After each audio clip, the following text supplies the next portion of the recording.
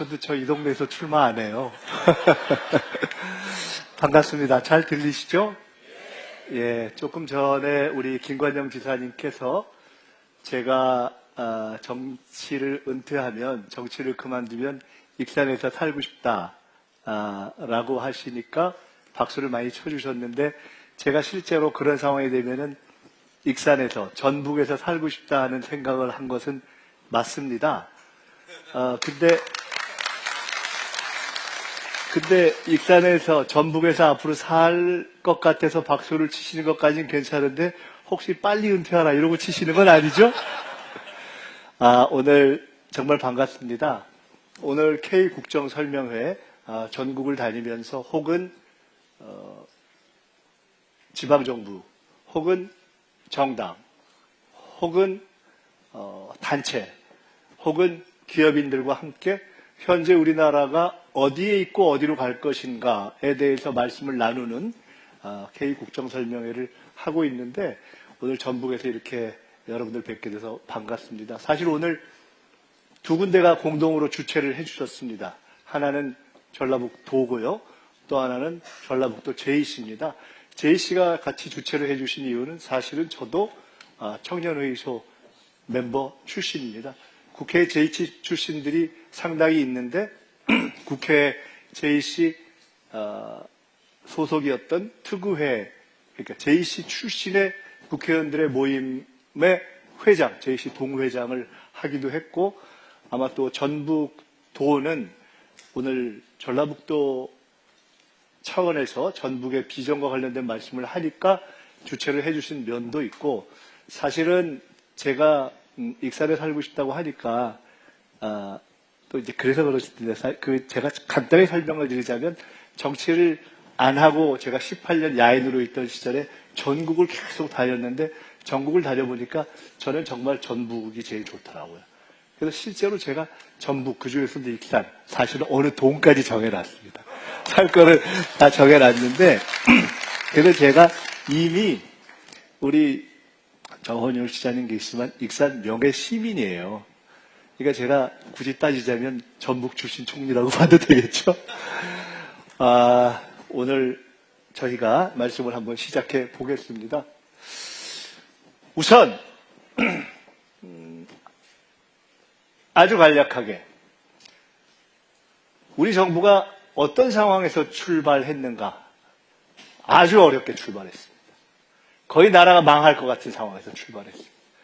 경제는 바닥, 정치도 멈춰버리고 거의 계엄으로 바닥에 내 동댕이 친 상황에서 대선을 치르고 이 정부가 출범을 했습니다. 아마 여기 계신 대부분들의 걱정과 비원과 지지와 응원에 힘입어서 이재명 대통령께서 국민주권정부를 출범할 수 있었죠.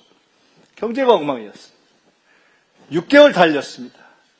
6개월 달린 결과를 아주 간략히 결론만 말씀드리면, 그래도 반등시켰습니다. 희망의 씨앗을 조금 찾기 시작했습니다.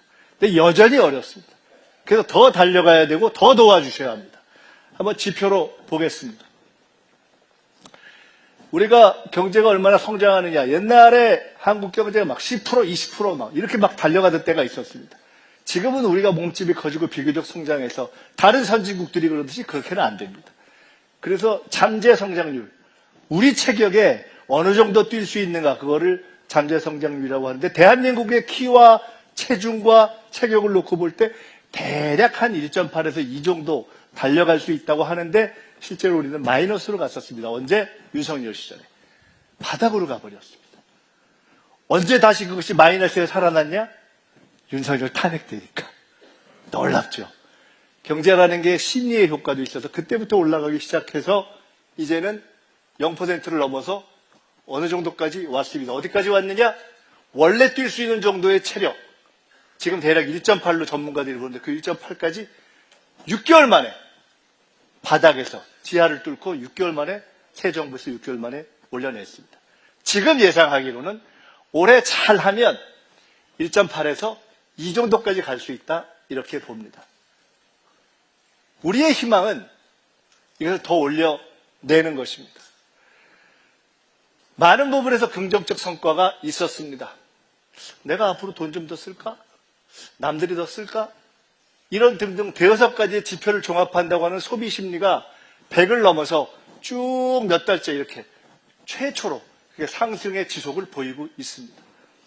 코스피 추이는 바로 최근까지의 추이입니다. 기억하십니까? 윤석열 정부 시절에 2000대 중반에서 왔다 갔다 했습니다. 지난 대선에 이재명 대통령께서 후보로서 앞으로 코스피가 중장기적으로는 5천까지도 내다볼 수 있다. 근데 그때 우리가 이런 얘기를 했습니다. 내부적으로. 실제로는 이 정부 임기 마지막 중 3, 4년 후에 3천 뚫고 4천대까지 가면 사실 우리는 정말 대성공하는 것일 수 있다. 그리고 그때 언론이나 야당은 이런 비판이 있었습니다. 택도 안 되는 소리 무슨 5천은 무슨 소리냐. 지금 어디까지 갔죠? 4,800대까지 가버렸습니다. 여전히 쉽지 않습니다. 환율도, 수도권 부동산도, 청년 실업 문제도 어려운 문제들이 있지만 분명한 것은 한국 경제가 앞날이 보이지 않던 절망 상태로부터 지난 6개월간에 분명하게 잘하면 어쩌면 살아날 수 있겠네 하는 희망이 보이도록 반전시킨 것. 그건 맞지 않습니까? 그런 것을 지난 6개월 동안 해냈습니다.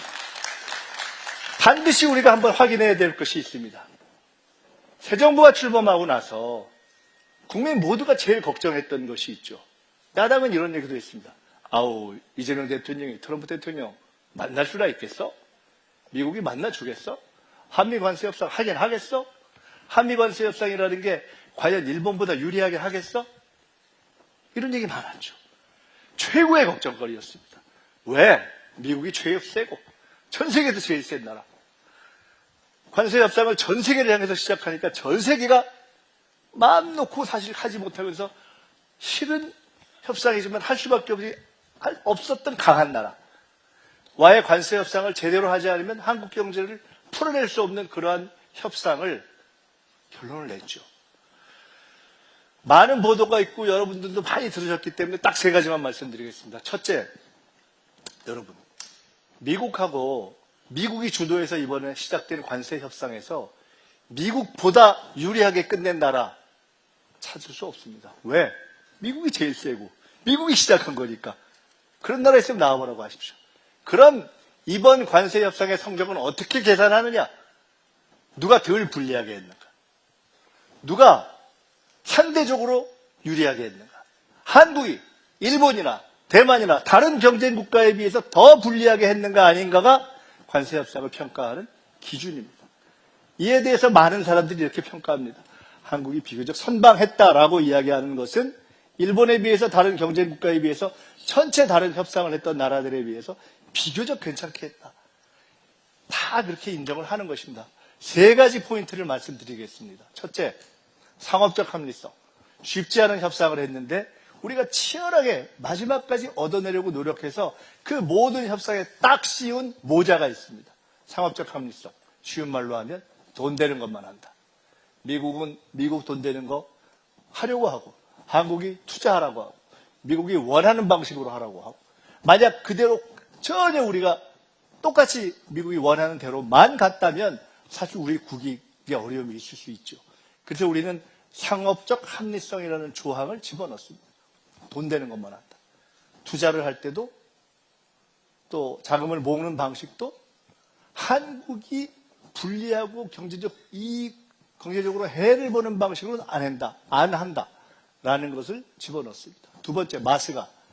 최근에 군산에도 미국이 조선을 할 거면 차라리 군산에서 하면 어때? 이런 얘기가 있잖아요. 마스가가 뭔지 다 아시잖아요. 미국을 더 세게 해주자. 마스가는 미국과의 어려운 협상을 하는 데 있어서 한국이 가지고 있는 조선력, 한국이 가지고 있는 배 만드는 능력을 가지고 우리의 협상을 가장 잘 이끌어낸 전략입니다. 미국이 가장 전 세계의 정치, 경제, 군사적인 우위를 점하는 데 있어서 필요한 것이 배 잘 만드는 능력, 군함 잘 만드는 능력인데 막상 그것이 제일 부족해요. 근데 우리가 그걸 가지고 있어요. 이수진 장군 거북선 만들 때부터 가지고 있는 능력이 쭉 이어져서 그걸 가지고 우리가 이번 협상 전체를 보면서 덜 불리하게 끌어가는데 딱 협상의 지렛대로 쓴 그 전략이 성공한 겁니다. 이 말씀을 드리는 이유는 앞으로도 우리는 어려운 일이 많을 겁니다. 여러분 혹시 기억하시는지 모르겠어요. 이번 한미관세 협상이 끝날 때 국무회의에서도 그런 말씀 하신 것 같아요. 정말 국력을 키워야 한다는 것을 절감했다. 그 말은 다시 이야기하면 강한 나라하고 협상을 해보니까 야 정말 속이 끓을 때가 많다. 그 얘기를 점잖게 표현한 거죠. 각국 도생, 전 세계가 경제전쟁을 하는 시대가 펼쳐졌습니다. 앞으로도 어려운 일이 많을 것입니다. 이번에는 우리의 조선 능력을 가지고 비교적 여러 가지 상황을 협상으로 풀어내는데 성공했습니다. 앞으로 어떻게 해야 됩니까? 이번에 조선이 그랬듯이 앞으로 그거 한 가지가 아니라 우리만이 가지고 있는 경쟁력, 우리만이 가지고 있는 무기, 그런 것들을 만들어서 AI든 바이오든 만들어서 다른 나라라고 할 때 딱 이것만큼은 함부로 우리가 밀리지 않겠다 할 수 있는 바로 그런 협상력을 만들어야 한다는 교훈을 얻은 거죠. 또 하나 있습니다. 버티기. 김정관 산업부 장관을 보고 트럼프 대통령이 이렇게 얘기했습니다. 터프 니고시에이터. 만만치 않은 협상가다 이렇게 얘기했습니다. 근데 김정관 장관, 김영범 정책실장 이런 분들이 정말 잔뼈가 굵은 관료들인데 이분들이 정말 이번에 혁혁한 공을 세웠습니다. 잘했습니다. 근데 이분들이 공통적으로 이야기하는 게 있습니다. 대통령이 처음에 내렸던 지침이 없었다면 절대 버틸 수 없었다. 제가 그 말씀을 함께 들었거든요. 우리 국익에 손해가 되는 것은 결코 사인하지 않겠다. 버텨라. 시간에 쫓기지 마라. 우리 김건영 지사님도 공무원 해보셨고 우리 이원택 우리 의원님도 그런 도정 관련해서 직접 일도 해보셨고 많은 분들이 이 안에서 공무원도 해보신 분 계시고 그런데 실제로 대한민국에서 미국과 해방 이후에 어떤 사안이든 가지고 협상을 해서 시간이 딱 임박했는데 그것을 시간을 구애받지 않고 쭉 밀어서 우리의 입장을 관철하기 위해서 협상한다는 것 실제로 쉽지 않죠. 말처럼 쉽지 않습니다. 그런데 우리가 해냈습니다. 깨질 것 같은 상황을 몇 번 넘기면서 저는 이번 한미관세 협상이 비교적 선방을 하면서 끝낸 가장 저변에는 대통령이 확고하게 딱 버티면서 판단했던 그러한 전략적인 다부짐이 작동했다. 저는 그것을 보면서 우리 국민들이 다 그 과정을 지켜봤기 때문에 한미관세 협상 사실 참 어려운데 우리도 100% 만족 못하는 대목이 있지만 비교적 잘했다. 이렇게 선방했다라고 평가했다라고 생각합니다.